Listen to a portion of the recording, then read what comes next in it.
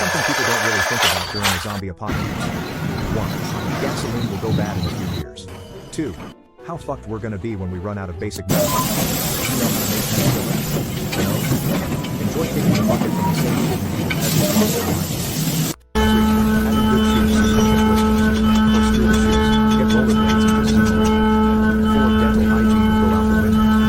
5. Most people will succumb to the virus in bare beds and or in a hospital, at least at the start. So expect most zombies to be in pajamas, hospital gowns with their asses out, or butt naked. 6. Cover your skin. A full face helmet and Kevlar jacket and pants will pretty much make you zombie-proof. 7. Zombies eat.